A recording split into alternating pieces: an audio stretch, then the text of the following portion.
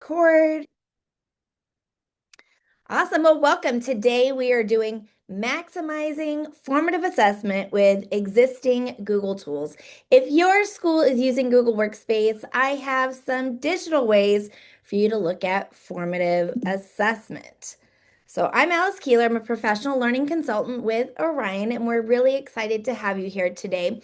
If you are watching this, you should be already signed up to our newsletter, but if not, please head over to orioneducation.org and connect with us. Okay, so here's the big question. What is formative assessment? So, formative assessment in a nutshell is how do you know your lesson is working? Like, just because you're talking doesn't mean the students are learning. So, what we at school for is not just to give a great presentation, but to really make sure our students walk away and learn something. And there's just a variety of tools that you can use for doing formative assessment. One of your best tools is just your eyeballs and your ears, right? You are observing what the students are doing, noticing how they're tracking, how they're interacting, and whether or not they're engaged. If they are struggling to get started, that in itself is formative assessment, that it forms that maybe you need to give the directions better or reteach something. But most importantly, formative assessment is the information that you have to change what you're doing. So it's responsive teaching, it's evidence, getting some data that you're going to look at, giving students actionable feedback that it's going to change what they do. But most importantly to me is that formative assessment is not for a grade. So sometimes there's that misconception that a quiz is formative assessment, and it can be. But the purpose is not so much that, hey, I want to see what they know because they're supposed to know it, but rather, was my lesson effective? So really, it's kind of a grade for me, although not a grade. It's feedback, it's information for me as the teacher. So I say, this worked, it's not working, and what am I going to do in response to that? Formative assessment should change your instruction, or as I like to say, it forms what you do next. And since I said forms, a lot of people correlate formative assessment with Google Forms. We're not going to really cover Google Forms today because that is something that a lot of you are already familiar with. Is you create a Google form, you ask students a question, and you read the responses. Now, again, this is the important part about formative assessment is about the action over the record keeping. We're not just trying to keep records, we're trying to collect data that allows us to take action, which is why I love using Google Forms over a paper assessment, because when I get a paper assessment, I have a feeling that a lot of students miss question number 7. And the longer the gap between students answering or responding and them getting feedback, the less they care. So trying to shorten up that window between asking a question and doing something about it, digital tools are really helpful for that. Now, my personal slogan is paperless is not a pedagogy. So I'm really into doing paper things as well.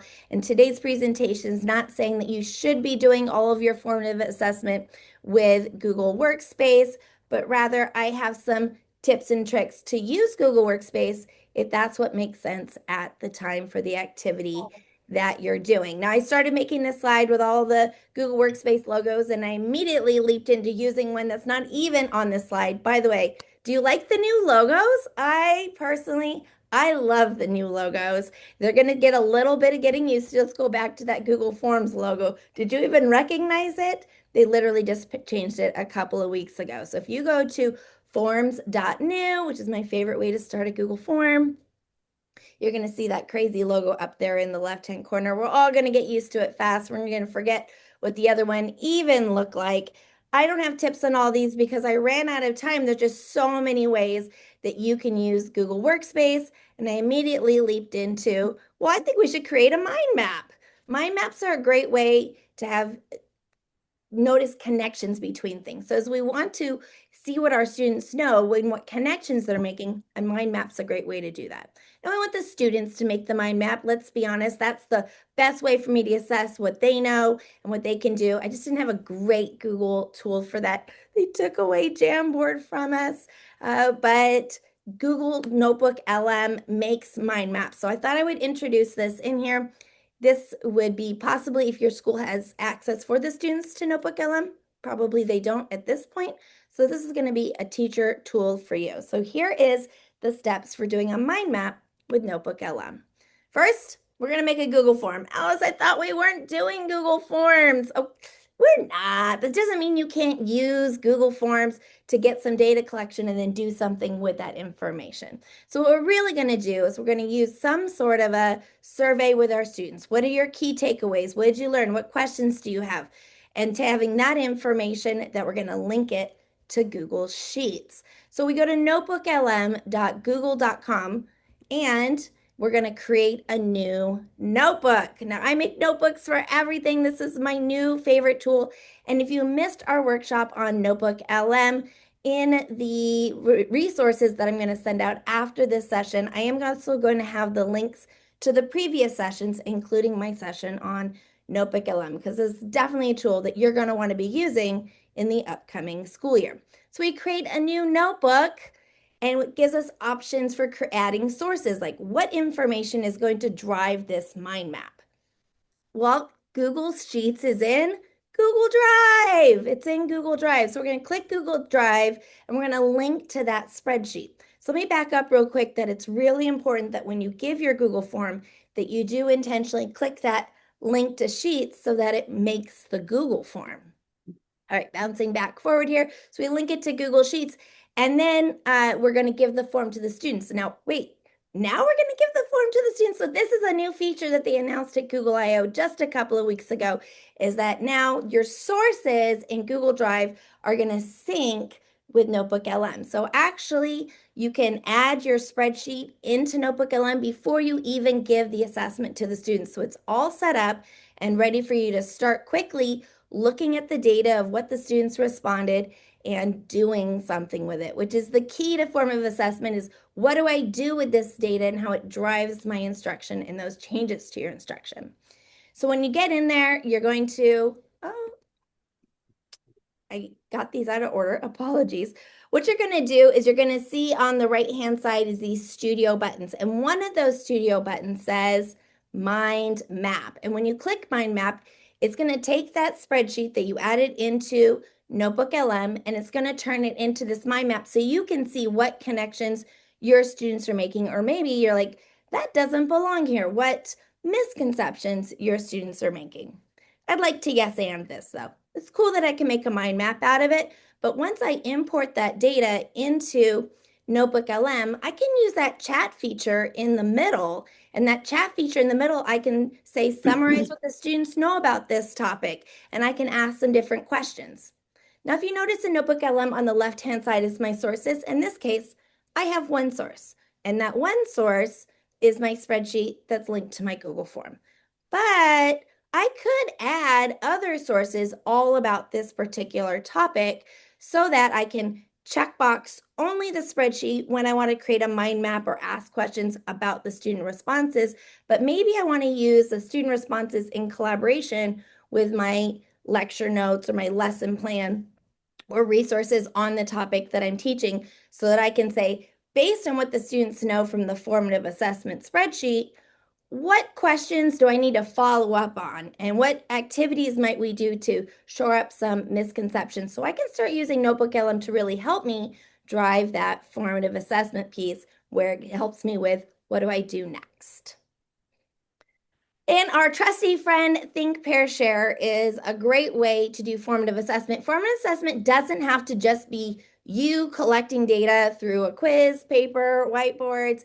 It can just be students getting some information from each other. So Think, Pair, Share is a great way for you to include formative assessment in your class. And also walking around, listening to those conversations. And what's the share part? The share part is they share out to the class. So now you're getting that information back and seeing like, do they have misconceptions? Are they getting it right when they do the Think, Pair, Share?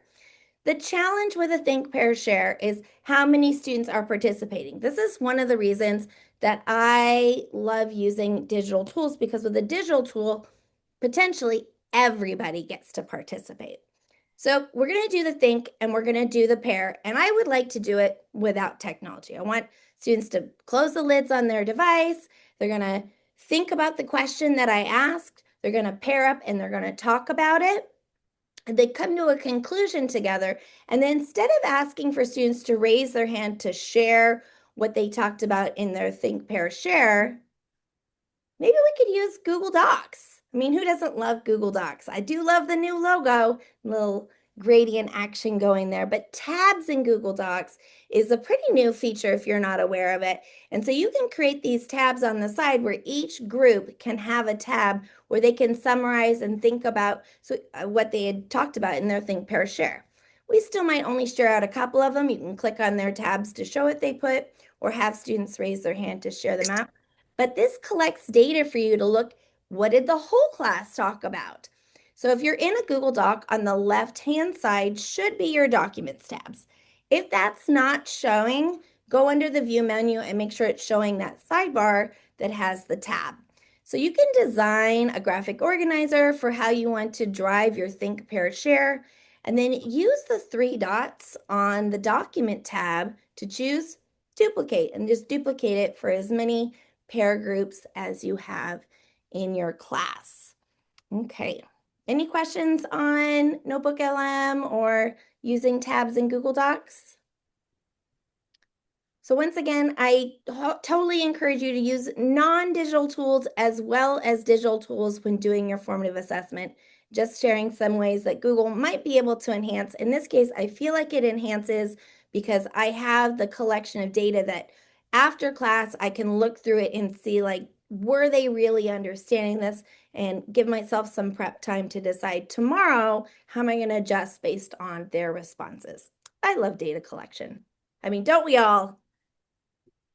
Peer critique is a powerful way for students to get feedback before something is due. Really, what formative assessment, it's not your summative assessment. It's them getting some feedback to make those changes themselves before the end of the unit. So peer critique can be really powerful for that. And if you have not heard of Google Vids and their cool new logo, I'd love to introduce you this today. So that is vids.google.com, but you can also go right into Google Drive.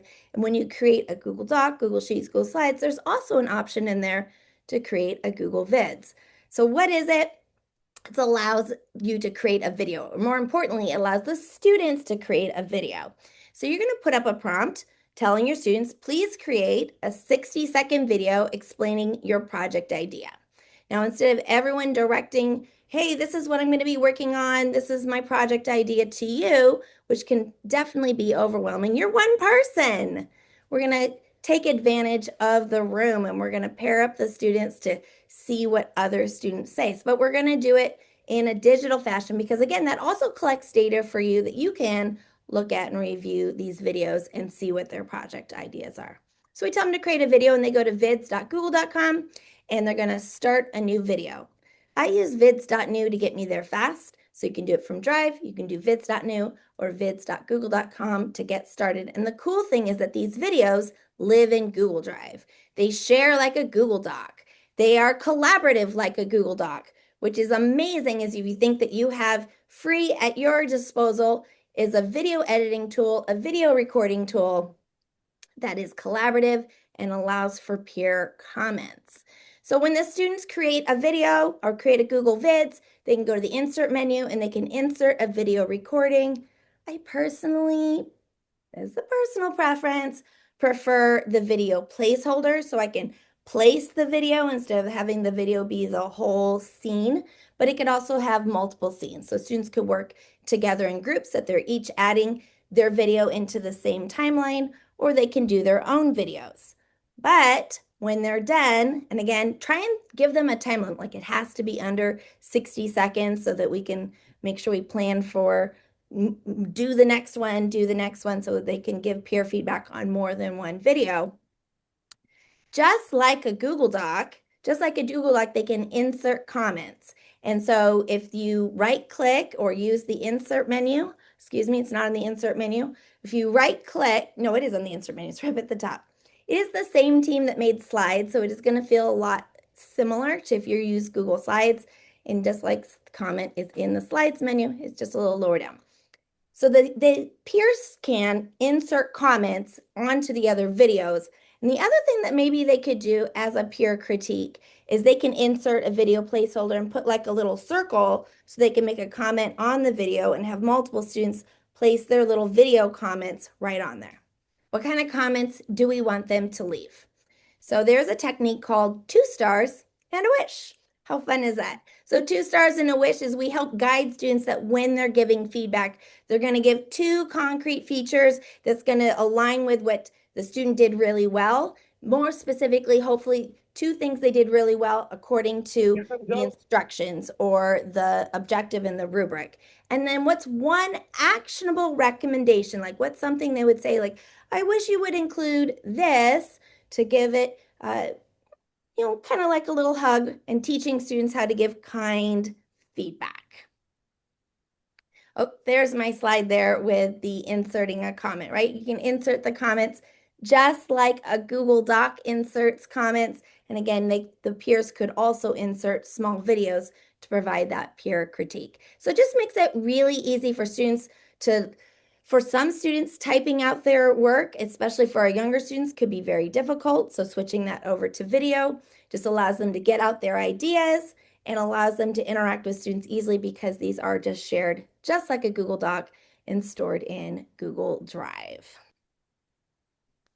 My next formative assessment tool technique is process-oriented portfolio. Have students show their work on a portfolio. This is also a great way to AI-proof your assignments, is instead of focusing on the end product, you focus on the process. Where did they start? What did they do with the feedback that they got? And they can organize all of that in Google Sites. So Google Sites is Google's website. It's free. You can go to sites.google.com or sites.new to start a new site.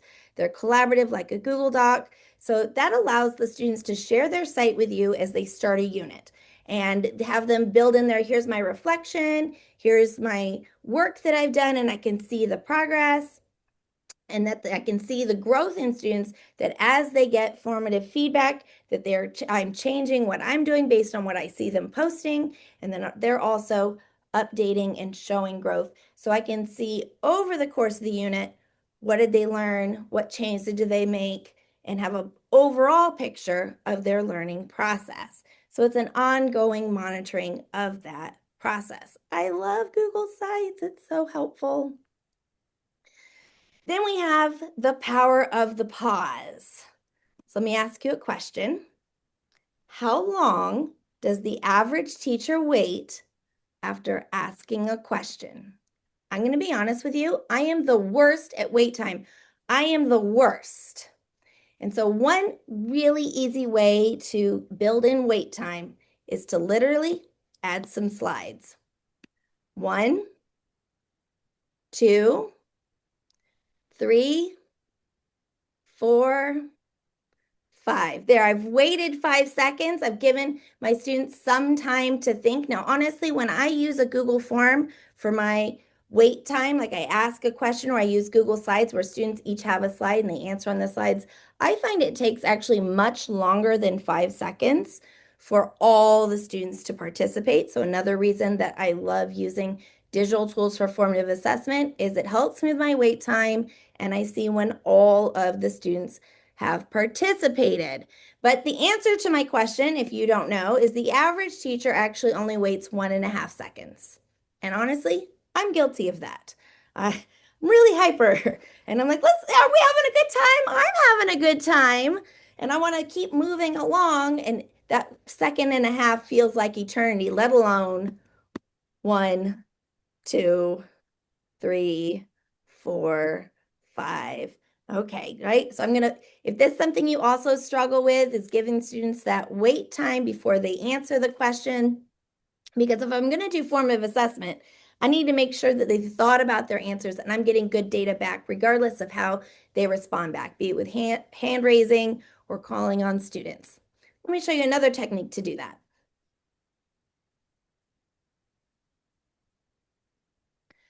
Did you notice that? Oh, timer's up. I have on this slide, I have a 5-second countdown timer. And when I put it into presentation mode, it automatically started counting down the timer. That is Slides Timer. It is a Chrome extension by Clay Codes. He is a Googler and he's a close friend of mine. So I know that it's made by a reputable person and that it's a really great tool. So if your school allows you to install Chrome extensions, it's free. All you have to do is literally add a text box. You put a text box on the slide and so you put less than 00:05 greater than, it's going to start that countdown timer. Now notice how big that I had my timer because all I had to do is make my font size larger. So you can make it whatever size font and wherever you want on your slide, but I will build those into I will create slides to just keep the momentum going of my agenda of what we're doing. And then it automatically will advance to the next slide if I put that minus and plus. So the 00:05 minus means it's counting down with the minus, and the plus means it's going to advance to the next slide. So that's a really great Chrome extension that I use all the time with my students. So my next formative assessment technique is pose, pause, pounce, bounce. I've never called it this in my life, but I did create, shockingly, a Notebook LM. And if you would like that Notebook LM link, please email me, Keeler@orioneducation.org, and I would be really happy to share that with you.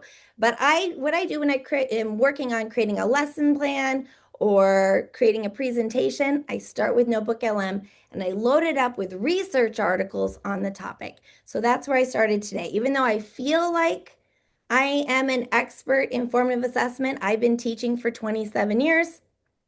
There's always things I don't know, and we can always get better. So this phrase was one of the things that was used in one of the sources that I uploaded to Notebook LM. And basically, we're using popsicle sticks, right? We're using popsicle sticks, but the four elements to it are you're going to pose a question and you're going to wait. So back to that wait time, and we're going to select a student. That's what the pounce is. Pounce on them with a popsicle stick. And then we're going to remove them and choose another student. So we bounce to another student. So we're including more students in there. Now, popsicle sticks are as old as time. We've all been using them, and there's a variety of ways to do this digitally. And as a high school teacher, having a jar of popsicle sticks is challenging because I have 7 classes. So just having one available is challenging for me. So what I do is I have a spreadsheet where each sheet is my roster of student names. So I just have a list of each student's name on the tabs, each class list name roster on the different tabs. So I have 7 tabs. Then all I have to do is highlight the student names, right click and choose randomize range. And it's going to shuffle it, see who comes to the top. And if I shuffle it once, I can be like, these are the next 5 students I'm going to call in so that I already know. So that is one way that you can do this activity where, again, what are you trying to do? You're trying to solicit information from students to be like, can I move on? Or are we tracking with the lesson? So my last thing that I'm going to share with you, and I honestly had so many things I want to share with you, but we are limited here to 30 minutes. So it's kind of like a little taste of some tools that you can use, is to create an app using Google Gemini. I do this all the time now as I am an app, well, I am a Google developer expert, so I do code, but I don't make these fancy apps per se. And now I just make them on the fly. It's so easy. So I'm like, I'm just going to make my own spinny wheel of names. You know what I love about making my own spinny wheel of names? It's private to me. I know that I'm not giving out my student names, which is personal identifying information, that PII. We don't want to do that. We don't want to give student information into other websites. So this way, when I use Google Gemini, that's gemini.google.com. And the key to this is that you're using the canvas. You're using the canvas. So I don't know if you can see down here in this little box that I have, where you type, it says Canvas. So you click the plus icon and you choose the tool. And the tool that we're going to use is Canvas. And so then I just said, create a spinny wheel of names for these students, and make a way that I can add or remove students. So let's take a look at what that looks like. So you see here, I'm in Google Gemini. I have my spinny wheel of names.